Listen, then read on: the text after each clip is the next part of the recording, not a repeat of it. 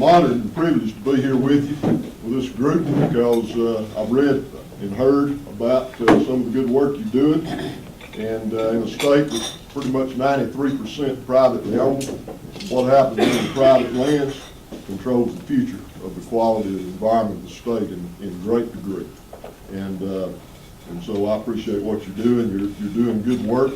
And as a friend of mine used to say, if it doesn't turn to dirt, it doesn't count. And I know that private landowners are the ones that turn to dirt. So it's good to be here with you. And we are going to talk about fun stuff, but the bottom line on wildlife is that habitat is the key.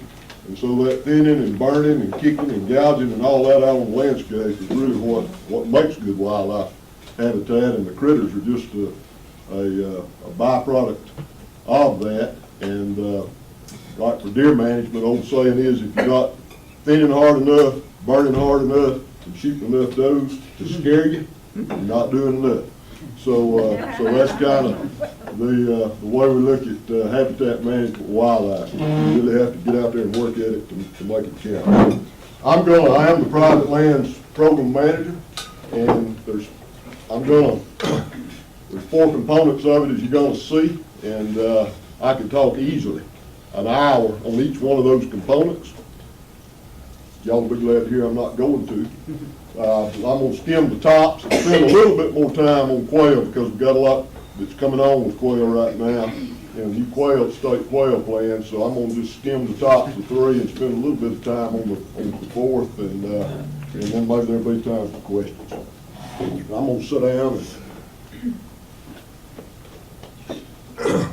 And the private lands program's in the Wildlife Resources Division, and it's housed primarily in the game management section, but we work not just with game, but also non-game, because we work with habitats.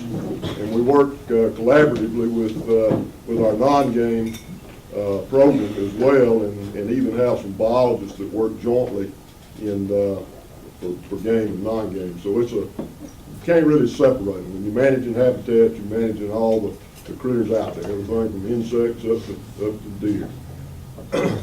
There's a lot of commonalities in those 4 private land components. They're voluntary, they're landowner driven. We provide technical guidance, as was mentioned earlier, to private lands.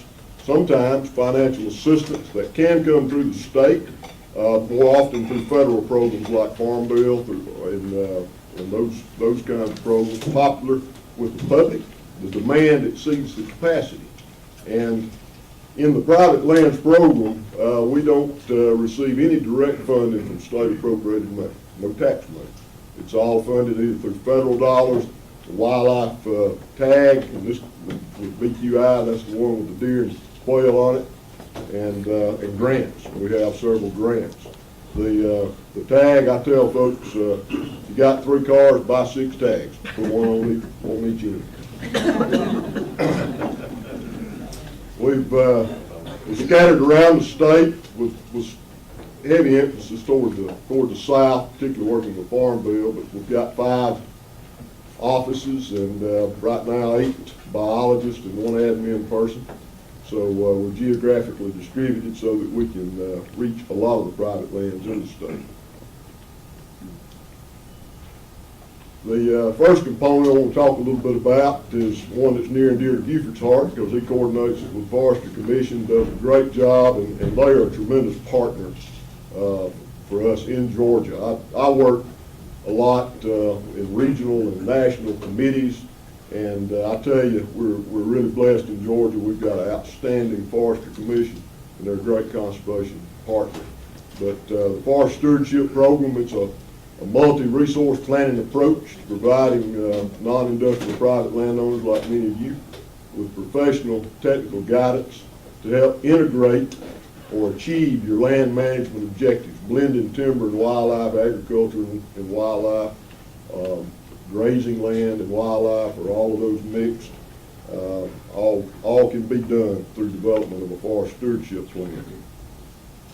And that comes through the U.S. Forest Service to the Forestry Commission, and then under contract to us for the wildlife side of it, to our Wildlife Resources Division.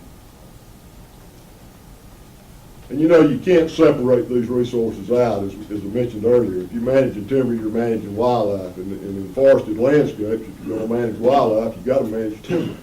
And most all of y'all I know realize that, but the FSP gives you 5 choices to choose one or more, including aesthetics and recreation and soil and water. If you look, and this is kind of data's a little bit old. Buford, I don't remember what year that survey was done. Do you know? It's been 4 or 5 years. But if you look at that, timber and wildlife are certainly the top 2. And these days we're seeing that more and more people actually have wildlife as co-equal or even primary for their land management objectives. And accomplishments, it started in 1990. It really came initially from the Farm Bill, but the funding did. But it has been very, very value added to private landowners here in Georgia, with almost 7,000 management plans on 2 million acres and 625 certified stewardship forests. So tremendous amount of work being done that involves the Forestry Commission folks, and we've had 2 biologists. Now we have 1. We're about to put on 3 interns this summer to go out and work with private lands and FSP delivery.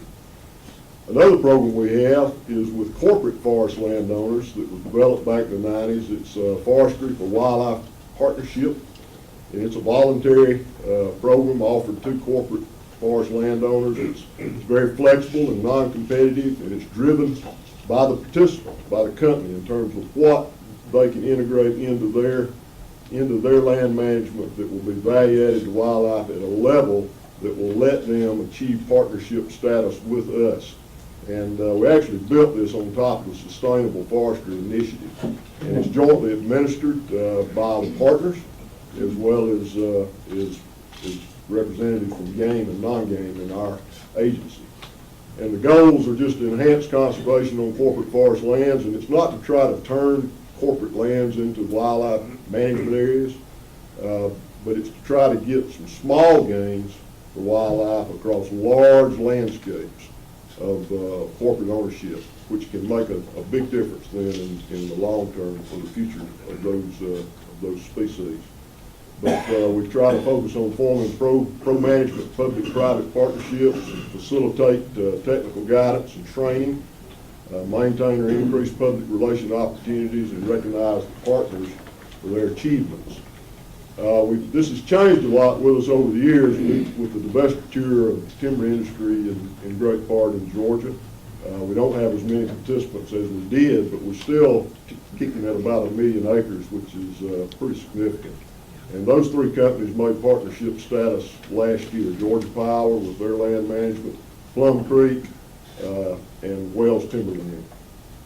And we have a special day with the governor and recognize the efforts for their contribution. And then one that I work with a lot, both at national level and the state level, is Farm Bill conservation programs.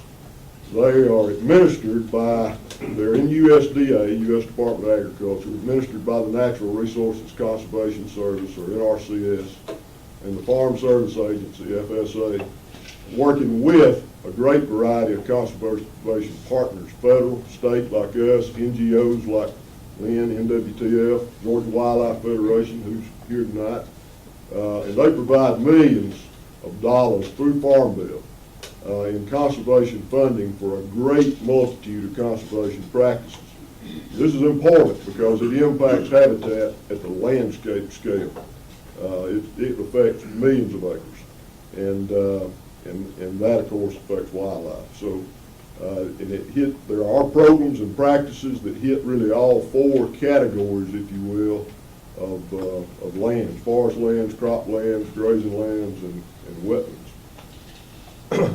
We have in the wildlife profession at different levels, national, regional, and state, and we have management plans that lay out objectives for habitat through time for a number of different species and groups of species. like the North American Waterfowl Management Plan, it's largely wetland driven. The Land Bird Conservation Plan, that's for all land birds, Shorebird Plan. Each state has a state wildlife action plan that looks at targeting work toward priority wildlife species and priority habitats. And one of those that's near and dear to my heart is the National Bobwhite Conservation Initiative. And I'm going to spend a little bit of time on it tonight. But these plans are roadmaps to recovery and management of some of these species that are in severe decline, like quail. And the key, I said all that to say this, that the Farm Bill is really the primary vehicle for delivering conservation to the ground that can affect the change needed to achieve the objectives in those plans. The Farm Bill nationally is about a $200 billion, or it has been, we'll see what it's going to be, but $200 billion program. It's got food stamps and everything in it, but about $20 billion of that is conservation directed, and that includes everything from poultry stack houses to high tunnels for growing vegetable crops and things for wildlife. So it's broad. And they began up in Washington, and that's a challenge, but we work there. We have wildlife professionals with the Association of Fish and Wildlife Agencies, and I chair the forestry committee for that group. But we work on Farm Bill at the national level to try to build sideboards into these programs that we can then track down to the state and ultimately deliver out to the farmhouse that can help landowners integrate agriculture and forestry with wildlife management. For example, we can protect a stream from sedimentation, erosion, nutrient loading from an ag field with a Bermuda grass field buffer. But Bermuda grass is not a good wildlife plant. We can also protect it with a native warm season grass field buffer that is good for wildlife. So if we can get that taxpayer money spent to put native warm season grass there instead of Bermuda grass, then we all win. Wildlife wins, the water quality wins, and it's a better situation. And that's the kind of things we work with through the Farm Bill. A lot of Farm Bill programs and practices, and there's many available to you all. You have to compete with these often, and you have to meet certain eligibility requirements with your land, but I'm not going to get into all that. Sounds like that's coming up next time, but that's a good thing to dig into if you're into land management. Some of these have been derived from the wildlife community. Under the Conservation Reserve Program, one that came out of the quail community, there's a National Bobwhite Technical Committee that represents all the states. It's CP33. It's a field buffer practice where a farmer can get cost share and incentive through CRP to actually put a native weed, grass, briar field buffer around his crop field. And that helps quail and rabbits and hummingbirds and butterflies and helps water quality, and so it's a good practice. CP36, longleaf plant, which is a big item these days. CP38, which is one that we have just in Georgia here, a practice for pine savanna restoration, thinning and burning of pine stands to put wildlife cover on the ground. And so a lot of opportunities through Farm Bill. And now I want to talk about one of my two favorite songbirds, bobwhite quail. I like to hear them in the fall and turkeys gobble in the spring. So it's one of my passions is quail hunting, and it's what led me into a career in wildlife conservation.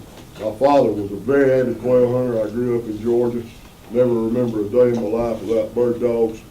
And quail hunting created a special bond between my dad and me that lasted his entire life and still with me today. I still have bird dogs. It's a tougher challenge these days to get into wild quail, but we're working on it. We have a national bobwhite conservation initiative that covers 25 states, and kind of umbrellaed under that and about to be released is a new plan for Georgia's bobwhite quail initiative. And it's really, though, while quail are the, quote, poster child, we might say, it's restoring landscapes for the birds, because there's a large guild of species of birds that are declining just like quail. because they need that same kind of habitat. But the acronyms are NBCI and BQI, and they're sort of blended together in Georgia now. But that's the graphs since the 60s on northern bobwhite, Backman sparrow, prairie warbler, and grasshopper sparrow. All use that early succession, we call it. And to me, I just say weeds, briars, and bugs. That's what it is. But what's happened to push that decline is just change in land use.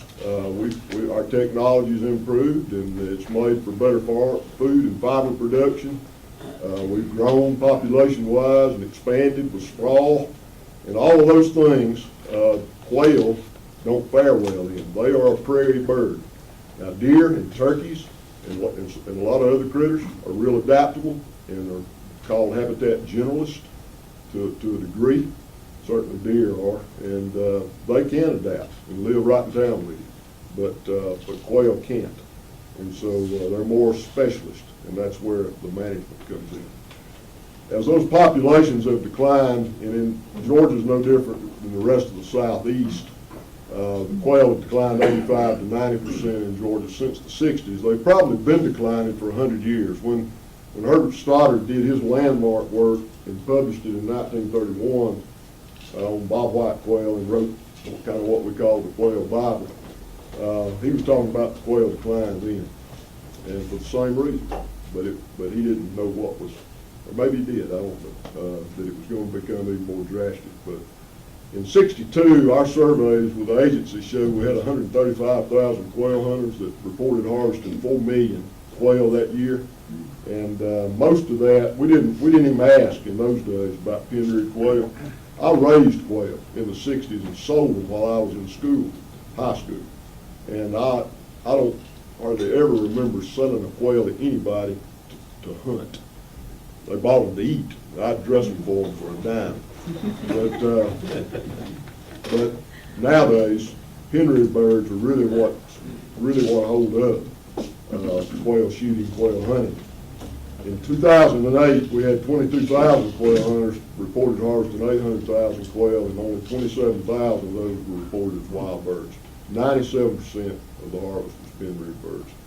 And so we're losing revenue in rural areas from quail hunting, or the decline of quail hunting that would have been spent back in the old days, was being spent out in those areas by quail hunters. We started in 1998, really hit the ground in '99, a quail restoration effort that was a pilot program, and we focused it in 15 counties of the upper coastal plain to try to maximize our chance for success by picking the best landscapes, and plus we couldn't afford to put it in all the counties. Todd Holbrook's here tonight, and he was very instrumental in making that happen. And we learned a lot from that program that other states are using and we're using ourselves as we keep refining our approach to try to become even more efficient at restoration. But basically in that program, we ran it like a little farm bill program, and we provided technical guidance on quail management to farmers and forest landowners in those counties, and we even paid some incentives for habitat practices like this one, which was a native grass weed forward field border around a crop field with a hedgerow going across it. And all that used to occur by accident in the quote good old days of quail hunting, but it doesn't occur by accident anymore. Fallow field corners that are just maintained with rotational disking or sometimes burning provide that nesting and brood-rearing habitat that quail and all those other critters need. Filter strips along irrigation ditches that filter out sediment and nutrient pesticides and improve water quality can also be a home for quail and these other grassland obligate wildlife species. Same thing with hedgerows. A lot of our hedgerows, if you look, have turned into tree rows. They're full of trees. And that's not good for quail. Quail are, again, a prairie bird. So pulling the trees out of them where they exist, putting it back to the briars and blue sedge and ragweed and things that quail need. And then one of the biggest need, and one that we're working on a lot, and you probably heard a good bit about it perhaps from Shane Willendorf when he was here, but and Lynn, I think, is going to talk about it more than I, is pine savanna restoration. And it's just an open canopy forest. Really can be pine or hardwood, but in this case, we're talking about pine that is with diverse native ground cover because you got sunlight coming to the ground and maintained with frequent fire. And we call that Old South pine woods. But historically, it occurred across 3/4 of the southeast coastal plain, just from Native American and lightning set fires, from Columbus to Augusta and south. On the average, according to some modeling work that's been done in that country, prior to European settlement burned on the average every 2 years on the uplands. And also the ridges of the Piedmont and the Ridge and Valley provinces had pine and oak savanna. And there's a large array of species that are associated with this habitat type. Our state wildlife action plan identifies 29 high priority animals and 40 plants that are dependent on woodland savannas. And some of these occur statewide.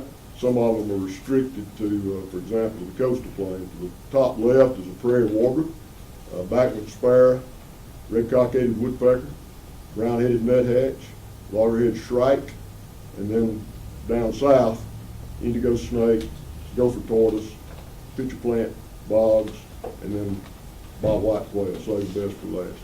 But these critters are really obligates of this kind of habitat, and that's why they're in trouble, because we have a greatly diminished amount of this on the landscape. It's pretty easy, really, to create it and manage it. There are some trade-off costs with carrying lower timber volumes. We're doing some work on that as well, but just heavy thinning, keeping, if you know basal area, keeping 40 to 60 square feet or maybe 70 on some soils, basal area, and you can keep a higher volume with longleaf because it blocks less sunlight than a lot of other slash. And then frequent fire. Really for quail, you need 2-year fire frequency. Small blocks and mixed with some fallow openings. And it's really the single greatest need in the southeast for quail restoration. If we look at our national plan across the deep south, pine savanna makes up 67% of the habitat need for quail recovery. So it's a high priority, and it's a high priority for the non-game as well. So we took our quail initiative in '99 and through the 2000s, and we worked with farmlands, probably close to 200, I'd say, landowners. We're enrolled in the program, and we've worked with them to do all of this on the farm. Field borders, hedgerows, thin and burned pine woods. And of course the question is, well, so what?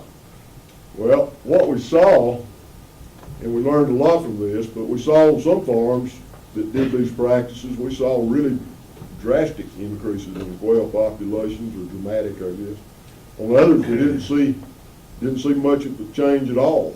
And so we started putting 2 and 2 together, and also with some research that's been being done.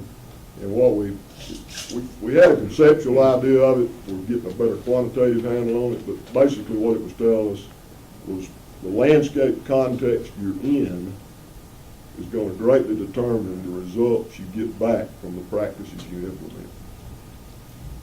And I'm going to show you some examples of that, but it's really related to a thing called habitat fragmentation. And that's where in the old days, back in the early 1800s or through the mid-1900s, just by accident, we had a sea of habitat for quail that stretched all the way from the valleys of the Valley Province, around Rome, all the way to the coast.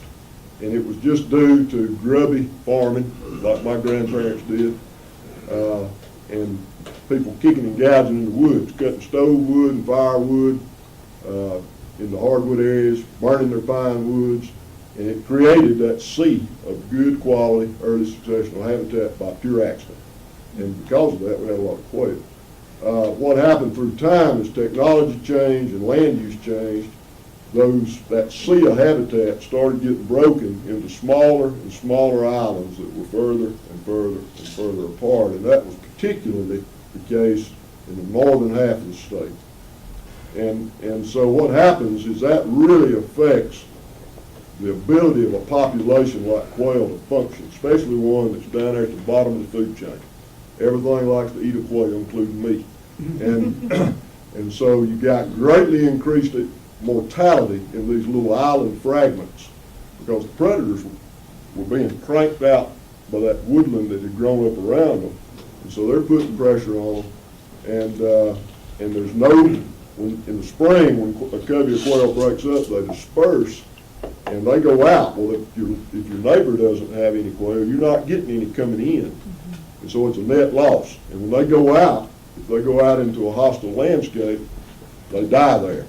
So you see reduced immigration, increased chance of local extinction, and there's large blocks of land across the Piedmont now where I feel comfortable that there are, maybe I feel uncomfortable, that there are no quail there.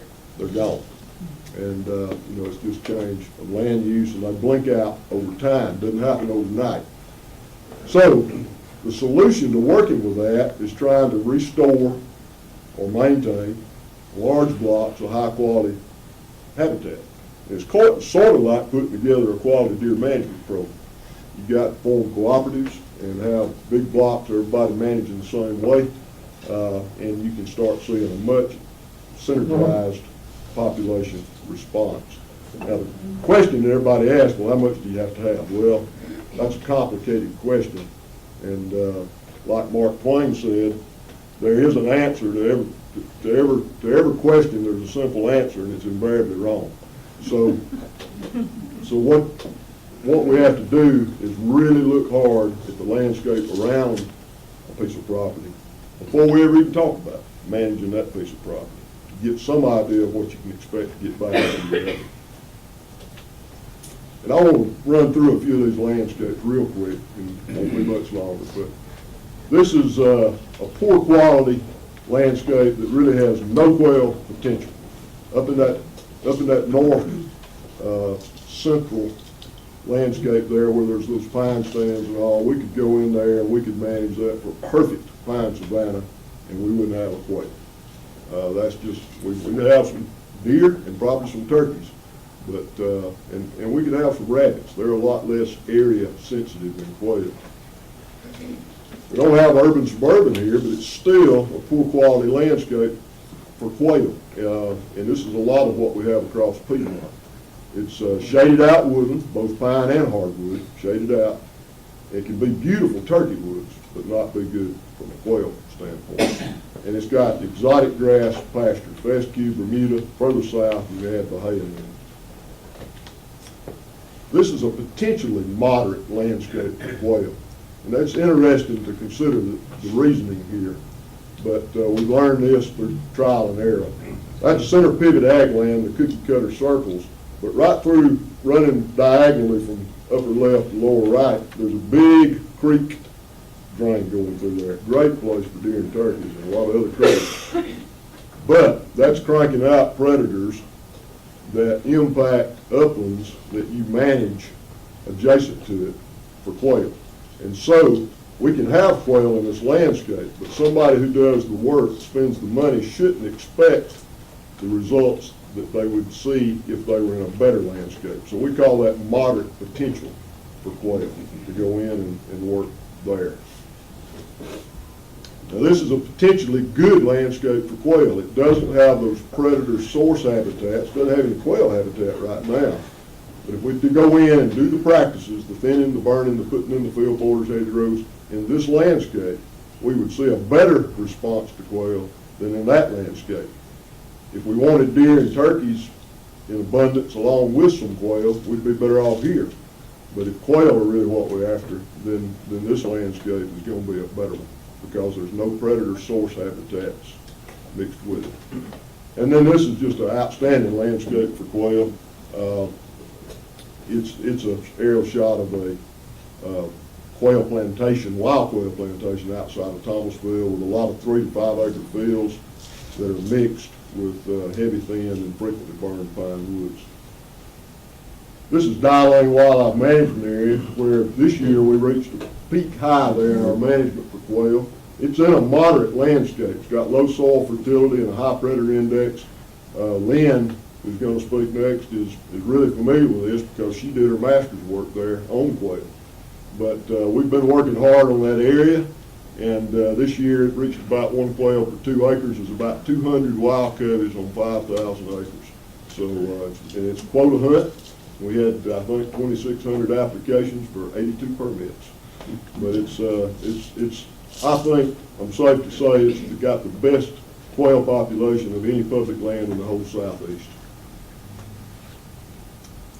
So, we take this potentially good quail landscape, and if we can get a big landowner or landowner co-op to do these practices, we can go in and put in the field borders, the hedgerows, the filter strips, and the fallow corners and patches and thin and burn the pines. And depending on where it's located and how it's located, we can probably get 20 to 50 coveys by impacting about 38% of that land base. I'm going to rush on through this. The National Bob White Initiative is this national plan that Georgia's umbrella and I work under. It's getting a lot of attention these days, which is a great thing. It's we're through that process. Each state's prioritizing their landscapes for recovery work.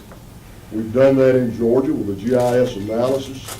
And of course what we're seeing is the upper coastal plain is the highest priority. And then out from that, it's moderate, and it's just based on the current landscape conditions and the ability to manage. So we looked at the potential as well as the constraints to management. And then we drilled down even deeper, and we came up with 23 sub-county landscapes to really prioritize our effort into. And so how do we get more of this on the ground so that we can keep what you see in the lower right as part of our culture and our heritage? It's going to take partners working together, all the different agencies, and we've got an MOA on this.